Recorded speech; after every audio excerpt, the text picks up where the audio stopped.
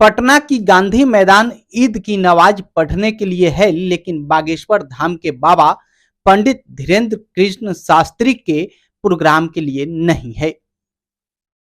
विपक्षी चाहे जितनी भी चालें चल ले, लेकिन बागेश्वर धाम के पंडित धीरेन्द्र कृष्ण शास्त्री के प्रोग्राम बिहार में सफल होकर रहेगा।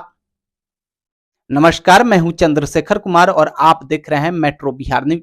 जी हां, ये बातें लालगंज नगर क्षेत्र के खत्री टोला में भाजपा नेता हृदय शाह के मां के श्राद्ध क्रम में आए हुए भारत सरकार के केंद्रीय मंत्री पशुपति कुमार पारस ने कहा है। उन्होंने कर्नाटक चुनाव में बजरंग दल और बजरंग बली के विवादों पर भी जमकर हमला बोला है। उन्होंने भारत के संविधान का जिक्र करते हुए कहा कि भारत में हर जाति, हर समुदाय, हर धर्म के लोगों को आने जाने का कहीं रोक नहीं है, खुली छूट है और वह कहीं भी रह सकते हैं। फिर बजरंग दल पे टीका टिप्पणी क्यों? उन्होंने इस विषय पर विपक्ष पर जमकर हमला बोला है और साथ ही वर्ष 2024 के लोकसभा चुनाव में भाजपा के खिलाफ विपक्षी एकता, बिहार के मुख्यमंत्री नीतीश कुमार और शरद पवार को एक होने की बातों पर भी उन्होंने टिप्पणी करते हुए कहा कि भले ही लोग भगवान को न देखा हो, लेकिन भगवान के स्वरूप में आज भारत के प्रधानमंत्री नरेंद्र मोदी को पूरे भारत के लोग देख रहे हैं। ऐसा अटकलें लगाया जा रहा है कि हाजीपुर लोकसभा सीट से स्वर्गीय रामविलास पासवान के पत्नी चुनाव लड़ सकती है या फिर उनके पुत्र चिराग पासवान भी चुनाव लड़ सकते हैं। ऐसा बताया जा रहा है कि हाजीपुर लोकसभा सीट से स्वर्गीय रामविलास पासवान जी हमेशा जीतते आ रहे थे और उन्होंने ही अपने भाई पशुपति कुमार पारस को अपने सीट पे चुनाव लड़वाया था और वहां से भी पशुपति कुमार पारस जीत गए। लेकिन अब स्वर्गीय रामविलास पासवान जी के मरनों उपरांत उनके पुत्र चिराग पासवान और पशुपति कुमार पारस में खटपट चल रही है, जिसे लेकर हाजीपुर लोकसभा सीट से चिराग पासवान या फिर उनकी मां चुनाव लड़ सकती है। इस पर उन्होंने कहा कि भले ही चिराग पासवान हाजीपुर लोकसभा से चुनाव लड़े या फिर उनकी मां लड़े, मुझे उससे कोई फर्क नहीं पड़ता। मैं अपने नाम से नहीं, मैं अपने काम से जाना जाता हूं और मैं कर्म पे भरोसा करता हूं, मैं कर्म पे विश्वास करता हूं, मैं अपने काम से ही चुनाव जीतूंगा। उन्होंने कहा कि मैं हाजीपुर लोकसभा सीट से हर हाल में खड़ा होऊंगा और चुनाव जीतूंगा भी और 2024 में भारत का तीसरी बार प्रधानमंत्री नरेंद्र मोदी बनेंगे। उन्होंने चिराग पासवान पे तंज कसते हुए कहा कि अगर चिराग पासवान हाजीपुर लोकसभा से चुनाव लड़ेंगे तो फिर आखिर जमुई क्यों छोड़ रहे हैं?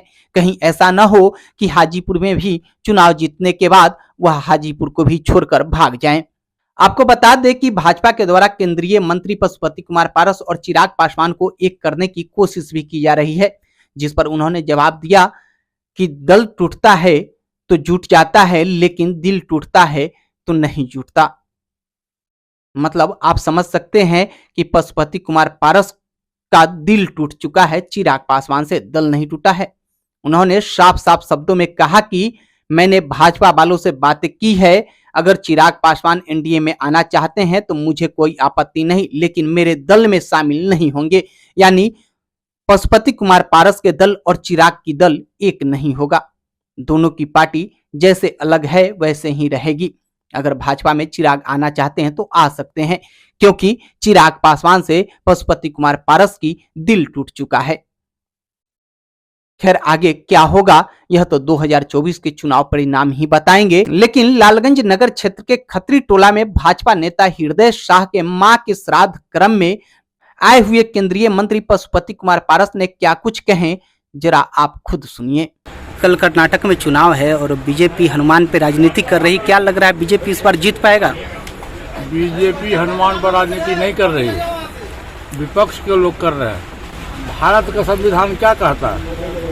बाबा साहब भीमराव अम्बेडकर के द्वारा जो संविधान में बनाया गया वो धर्मनिरपेक्ष राज्य है। किसी को भी कहीं भी आने में, जाने में, नौकरी करने में, बिजनेस करने में किसी को कोई कहीं आपत्ति नहीं होनी चाहिए। सरकार के तरफ सबका मौलिक अधिकार है और मौलिक अधिकार का आप हनन करोगे तो संभव है। क्यों बैंड लगेगा? क्या कारण है बैंड लगने का? कोई बताइए आप भाजपा को क्यों बदनाम करते हैं? धर्मनिरपेक्ष राज्य है, देश है, सबका मौलिक अधिकार है। चाहे किसी भी धर्म के लोग हो, हिंदू हो, मुसलमान हो, सिख हो, ईसाई हो, कोई भी हो, क्या गांधी मैदान ईद का मुबारकबाद करने के लिए, ईद का नमाज पढ़ने के लिए है, अब बागेश्वर बाबा का प्रोग्राम करने के लिए नहीं है। ये सब देखिए, ये सब समाज को दूषित वातावरण पैदा करने की साजिश है।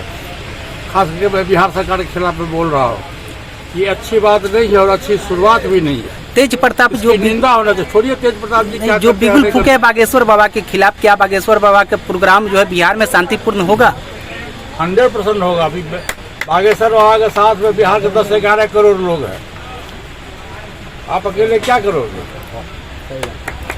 शरद पवार और नीतीश कुमार एक हो गए हैं, इससे कितना इफेक्ट पड़ेगा अगला लोकसभा चुनाव में? कोई इफेक्ट नहीं पड़ेगा। एक बात आप जान लो भाई साहब, देश में के जो प्रधानमंत्री है परम आदरणीय नरेंद्र मोदी जी, उनके व्यक्तित्व के सामने में आज देश ही नहीं विदेश में भी उनकी चर्चा होती है और सर्वमान्य नेताओं के रूप में उनकी मान्यता मिली है और ऐसा प्रधानमंत्री देश को पहली बार मिला है।